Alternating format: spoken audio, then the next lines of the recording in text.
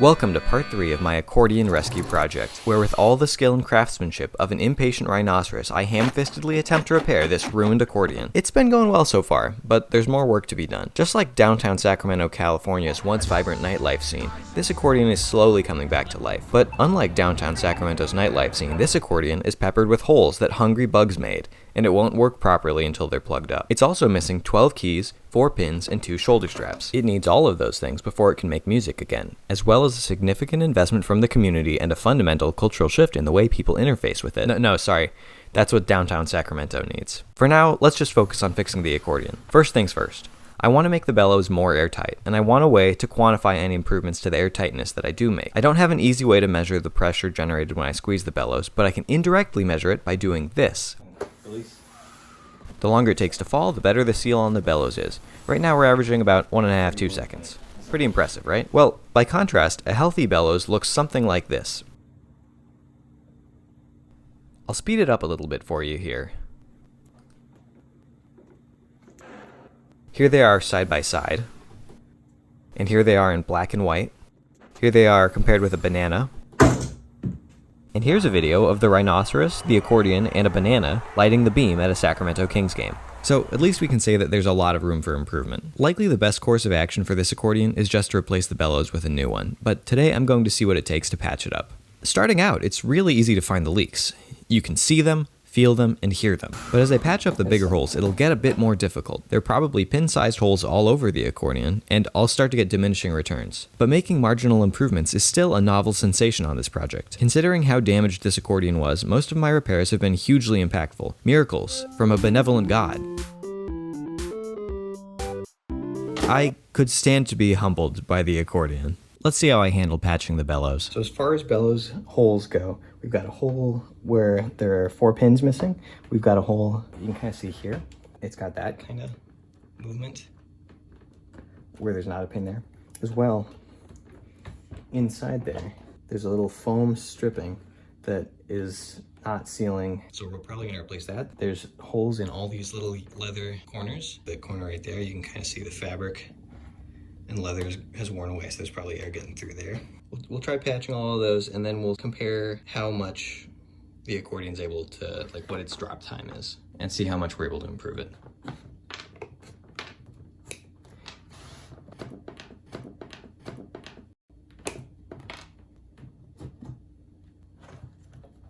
All right, this is what we're working with.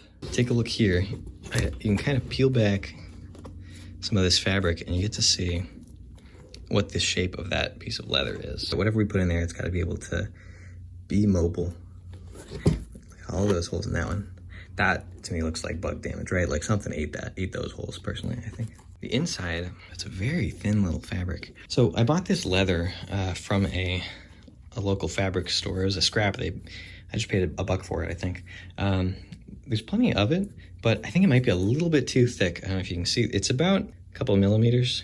So I'm wondering if plastic might not be the best option here. I can give this a shot, but there's a chance that it's going to be a little too much fabric and it'll kind of impede the motion of the bellows. By comparison, this fabric, this leather right there, it's incredibly thin. It feels like it's barely there at all. These leather patches seem to be pretty much in place. Like the edges are, they're not coming up easily. Obviously this part comes up. So I think I can hopefully just go on the outside, patch over this with a piece of plastic. If that looks terrible, we can patch over it with a thin piece of fabric for aesthetic value. But right now we want to try just getting the air going. So let's try that. And then I'll take that and try and glue that in there. It's a little tough.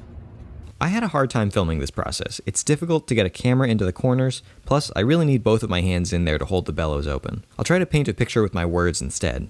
I put glue around the holes and then I squish the sheet of plastic onto the glue until I think it's on there good, and then I let it dry. It's a hacky way to patch this bellows, but it's quick and sort of easy. If I were to actually do this the right way, I would remove one of those leather pieces and make a template, buy some new durable material and replace or patch over every single corner. Slap that on there just so that it doesn't get glued to anything, and then we'll see what that does. It doesn't look like it's staying very well. We'll test that for now. I mean, there's another hole right there. This plastic's maybe a little bit too rinky-dinky. Okay, I'm changing plastic. I think this is a sturdier plastic. Here's a really bad one. I can almost stick my finger through there. So we'll do that one next. So I think I'm gonna try and do it from this side. That was a nightmare, huh? There's gotta be a better way to do this. Instead I'm kind of holding that open like that. I figure that I have this joint expanded as far as it'll go when I glue it. When it goes back to compressed, it can fold however it wants, but it'll still be able to return to that expanded position and hopefully still remain airtight. All that said, watching this back, I do wonder why I decided to glue this piece on the inside of the bellows. It feels like there's probably better access from the outside of the bellows, but really, who am I to judge the actions of a man breathing glue fumes? Well, it looks horrible. It really did look horrible, but still, I continued patching holes in the accordion. This was my workflow in case you wanted to replicate it at home. 1. Cut a random shape out of a plastic bag. 2. Glue that piece of plastic onto the bellows. 3. Repeat as necessary for every hole that you can find in the bellows. 4. Get glue on my hands. 5. Wish that I had some rubber gloves. 6. Peel off the glue from my fingertips. 7.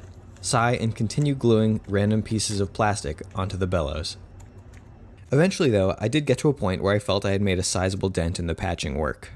So I paused and went to the hardware store to buy some supplies. I bought adhesive window stripping to act as a gasket around the joint where the bellows meets the accordion, as well as some mixed nails in hopes of using them as accordion pins. Here's the current stripping right there.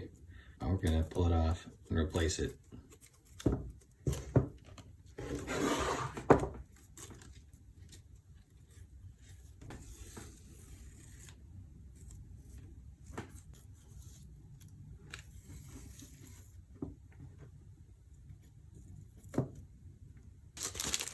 I'm gonna try this stuff. So I'm thinking I can cut this in half. I'm gonna sand this edge down really quick. Okay, I sanded it. I think this is leather. I'm still gonna try this stuff. Remember kids, friends don't let friends use a utility knife to cut strips from adhesive foam tape. Using scissors is better, but still produced a very uneven result. If I were going to do this again, I would take the adhesive stripping to a big field and have 2 friends hold each end of the stripping. Then I could just focus on cutting foam. Most accordions don't have a foam gasket around the bellows. Instead, they have tighter tolerances and rely on the leather to seal up the mating surfaces. But my accordion isn't most accordions, and I felt there was a big enough gap to merit the foam stripping. After I put the foam on one side, I squished it in place and put the pins back in to press the adhesive down. Then I pulled off the leather from the other side of the bellows and repeated the routine. But maybe I shouldn't repeat routines. On the other hand, some of the most successful comedians do it, and it seems to work for them. Though, I guess they usually go to a new city before they repeat a routine. Huh. Okay, so let's just say that this repeated segment is just for viewers in Santa Fe, New Mexico, and the first time I replaced the seal was for viewers who don't live in Santa Fe. Skip ahead 20 seconds if you live somewhere else. Alright, people who live in Santa Fe, we're alone now. Their prying eyes are mercifully averted. I just wanted to take this time to tell you that Santa Fe is the oldest state capital in the United States, and the earliest European settlement west of the Mississippi River. Wait, I think I hear them coming back. Just act natural. And that's how you replace a bellows seal, people from Santa Fe. Oh, welcome back, everyone else. Gotta drill that one.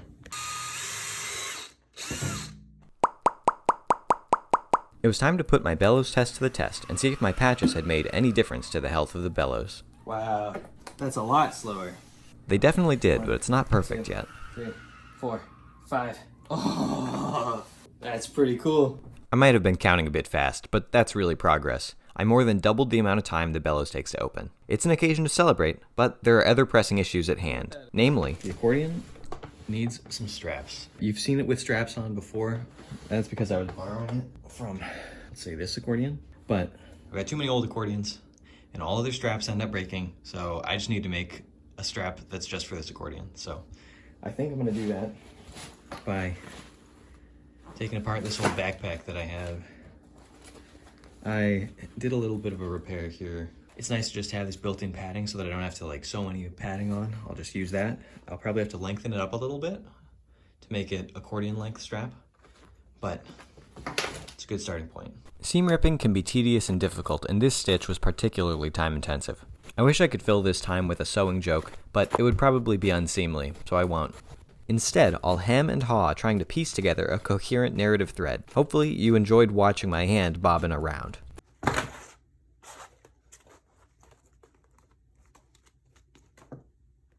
I decided it was not worth seam ripping these little pieces of strap, especially when I was just going to add on more strap later. Sewing is a magical thing. Being able to mend clothing and textiles feels like a superpower, and I love collecting scraps and notions in hope of using them on some cool project down the line. It's definitely a hobby that enables some hoarding, but sometimes that hoarding lets you throw together a set of accordion straps without having to buy anything new. Not the best looking stitches.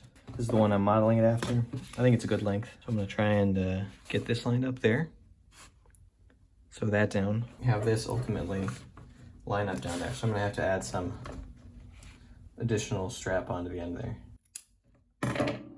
I'll iron that. All right, you probably shouldn't iron this stuff. Kind of melted onto the iron. Here I go adding an extension to the backpack strap. You know, I said all that positive stuff about sewing, but I don't think watching someone sew is particularly interesting. There is something magical about how these straps slowly come into existence, but it's really a lot of boring stitching and restitching.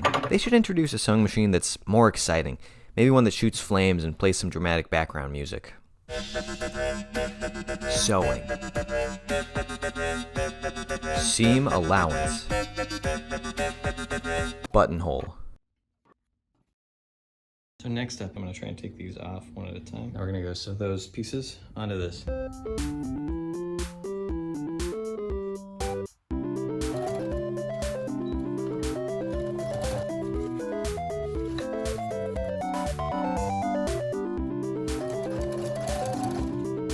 you go. Now I'm gonna put on the other side.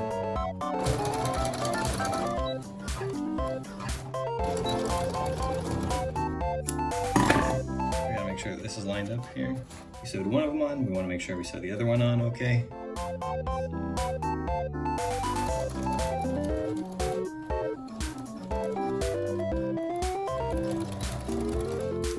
Beautiful, let's put it back on.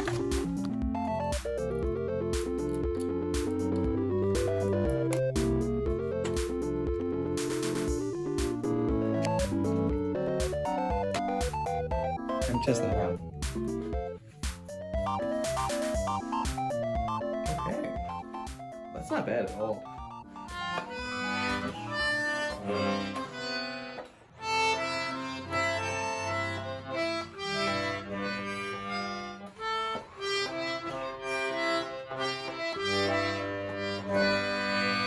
Fun. Okay.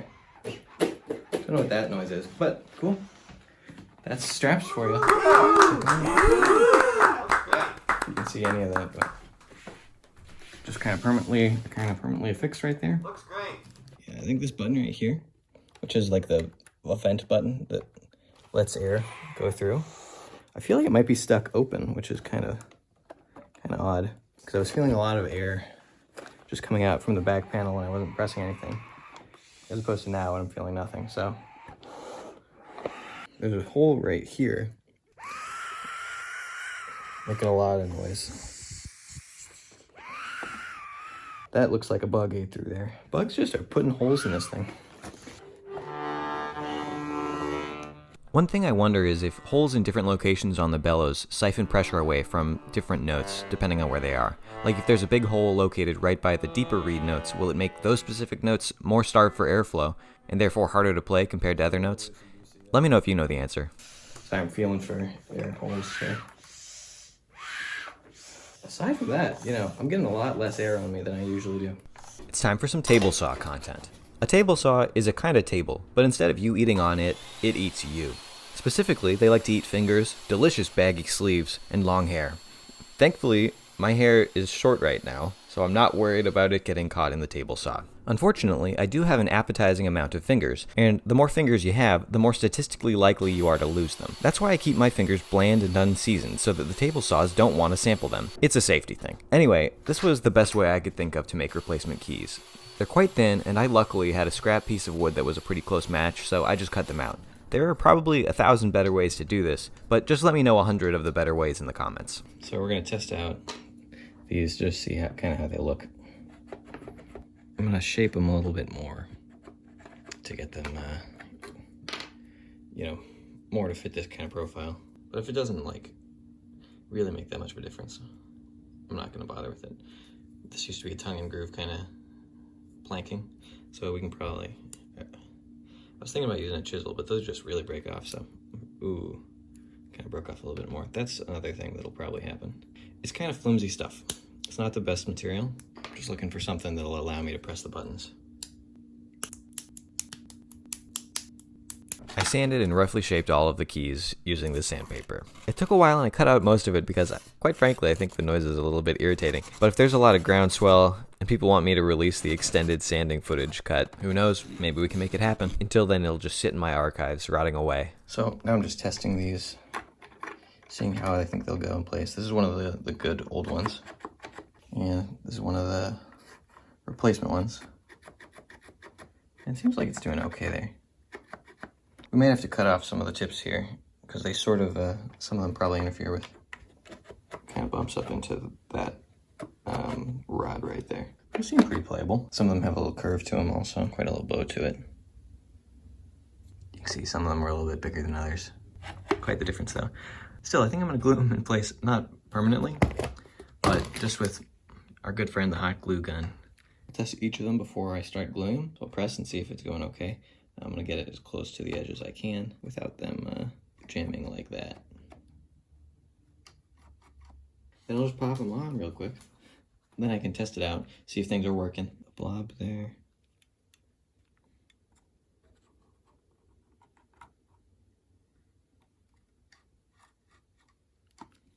So I go through and I glue the rest of these keys on. It's an important step, but you might ask, just how important are the black keys to an accordion really? Well, without them, you can't really play music in most keys that use sharps or flats. It's hard for me to find a piece of music that doesn't use at least one black key, so suddenly a whole world of sound is opened up for this instrument. There's another important feature of these keys. When you're wearing the accordion, it's really difficult to keep track of where your fingers are if you don't have the black keys to use as touchstones. You can't really look at the keyboard while it's on your chest, so your hands can get lost really easily, even when there are black keys. So without them, I know for me it's kind of a hopeless situation. I hope that explains just what a huge upgrade to the accordion this is. And I hope it gives you some appreciation for why most accordions have black keys.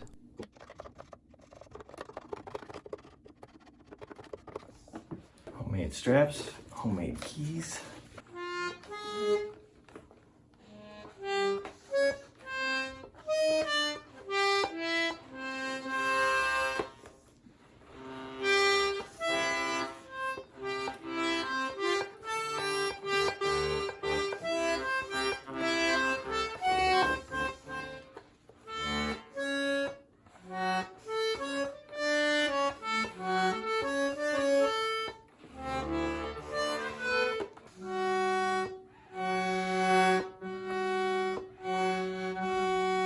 There's still things to be fixed with all of this, but pretty fun to have keys.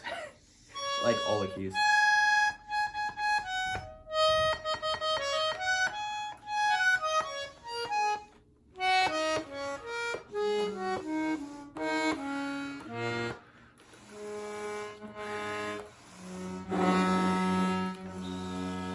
This one's so loud right here. This little hole. Once we put some glue in there, that'll be really quiet. I'm gonna do it really quick. Listen to this. Okay, I put some hot glue on it right here. You hear that? So much quieter. I kept testing out the accordion, feeling around for leaks, seeing if any notes weren't working properly, and I found something a little bit odd that doesn't really show up in video super well. This side is less responsive.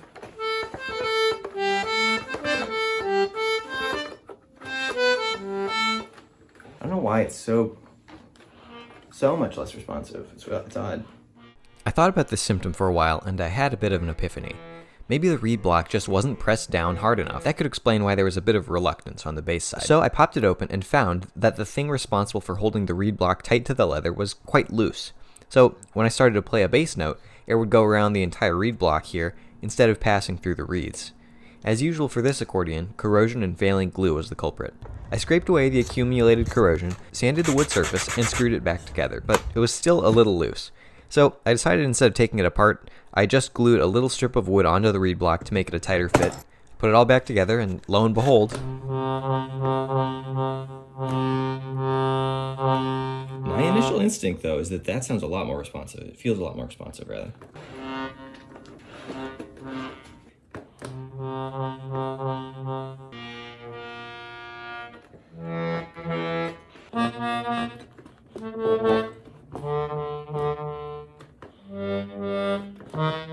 that's exciting. I think that might be like a clear-cut victory. A resounding success. Now that that little detour's over, what else needs to be done past me? There's still probably leaks to be patched here. That there are. Leaks aplenty, leaks abound. Holes in leather, holes in wood, holes in paper, holes in felt, gaps that make a vacuum melt.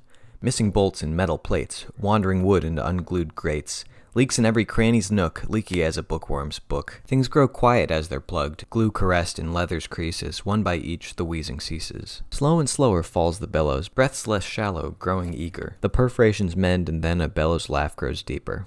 I did some more leather corner patching off screen, but I discovered a completely novel source of air leak, and it was coming from inside the base case. This wooden platen fits into a groove in the case, but it's way looser than it has any right to be. Just look at that gap. So I decided to do the only thing I seem to do these days, which is liberally apply glue to a loose piece of an accordion. I ran a bead around the perimeter of this plate, making sure to get a decent amount of glue into the joint. After cleaning up the glue, sort of, I waited for it to dry, excited to see if this was the silver bullet I was waiting for. I was optimistic because these gaps seemed really big to me, and I wondered if they were secretly the biggest leak in the accordion. Here's a before and after comparing the effects of just gluing this seam onto the base case.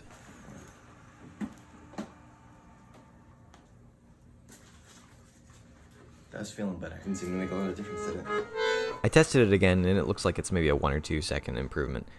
It's not exactly the silver bullet I was hoping for, but it's definitely an improvement. Hey, thanks so much for following along on this accordion journey so far. We've done a lot of really good work, and I'm excited with the state the accordion's in.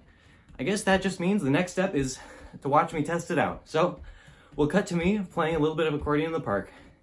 Thanks again for following along with me, and let's see where this thing goes, and let's see how it sounds. All right, see ya.